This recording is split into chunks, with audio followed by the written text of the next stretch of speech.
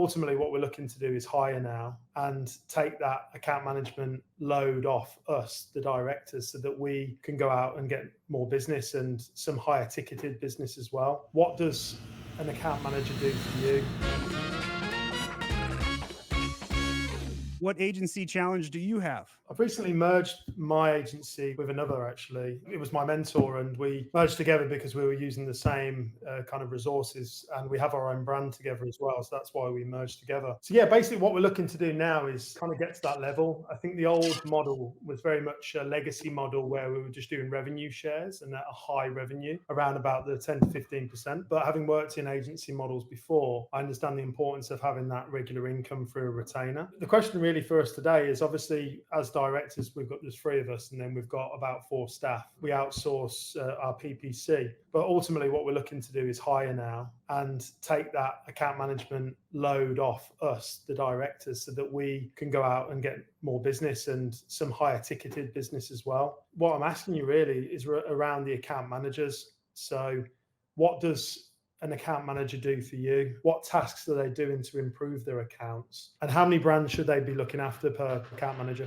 First thing that I'd say is, which of the directors is actually good at sales? And you don't need to answer that question, but if you know the answer, that's the only person that should do sales. Well, there's 2 out of the 3. We both come from sales backgrounds. You're going to outsell your ops. Yeah, exactly. Yeah. And that's not necessarily a terrible thing, right? Yeah. Like, it's better to have a stronger sales division than an ops division. Don't get me wrong. But I think that you'll have some friction there that needs to be resolved. So that's the first unsolicited piece of advice I'll give you. Now I'll answer your actual question. And that's on the brand manager role or the account manager role. This can be done a variety of different ways. Here's how I do it at my Amazon guide. I have my brand managers only in charge of 2 things: client relations and strategy. Any other task has been delegated. I've never seen anybody else do it my way. Most agencies have the account manager touching PPC and doing a lot of the grunt work themselves. The problem with those models is that there's a margin problem. You're paying a top dollar for somebody to do case filings and also talk to the client and do strategy. And the second problem is that you can only have them touch so many accounts. At an average agency using that model, you can only have a brand manager over 4 to 6 accounts. At my agency, I get away with 12 to 14 accounts routinely with my brand managers, which means I'm paying top dollar for their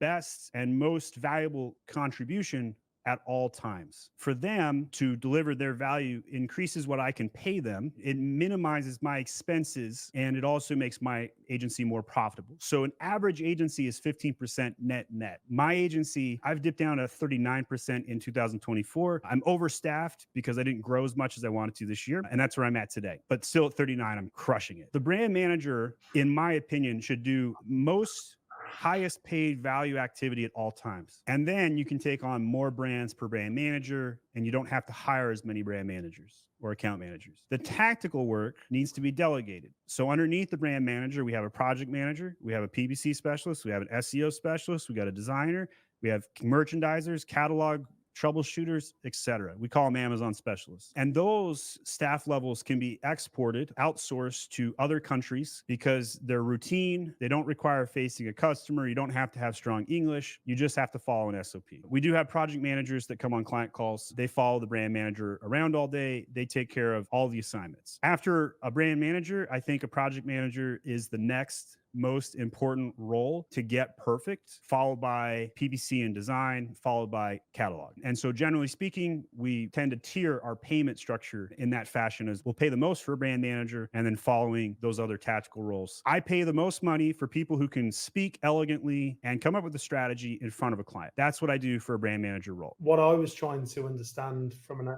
Amazon account manager point of view, or how you've called them a brand manager, actually, what are they going to be doing? But you've actually clearly listed out all the other roles below them and what their value is. So that's really interesting. So I was looking at it in a different way, in terms of, as directors, we've got around 15 accounts, and we're just like kind of running around being very reactive rather than proactive. Every agency ever, yes. Yeah, which is exactly when you get the customer complaints, and then you never get ahead of them. Well, this is it. So we're trying to build a structure so that we can back off, go out and get some high value ticket items, but making sure that we hire the right people to do the right role. So the way I was looking at it was, okay, well, what tasks are we not doing that are proactive, in which we can grow the account? and therefore the brand manager can excel. But it sounds like you have a different approach, which is really interesting. Most agencies try and have generalists, and I think a specialist model is easier and more scalable. And so you've already solved one problem that a lot of other agencies have, though. A brand manager in my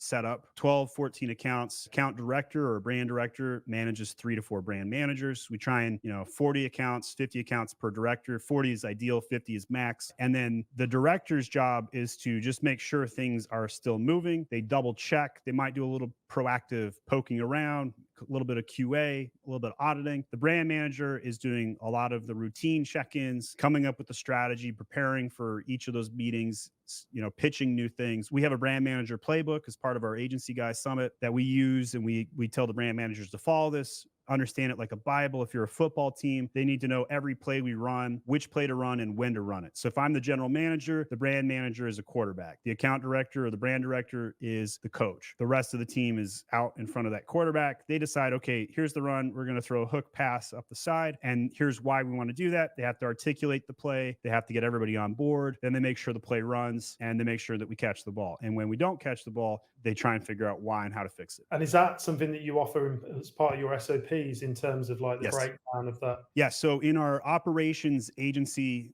SOPs, we're talking about how to build roles, how to hire for them, how to delineate. We have copies of job descriptions, job offers, all of those kinds of operation pieces. We have other programs and other education pieces. We do separate these out a little bit on how to run a brand, and that's our Amazon SOPs. That would be like how to run PPC on an account, how to run SEO on an account, stuff like that. And then we have a smaller thing called the Brand Manager Playbook, which is a separate piece, which is basically what we hand deliver specifically to brand managers to run an account. And it has like all of the growth techniques and all of the things that you would need to do to pitch to a client, stuff like that.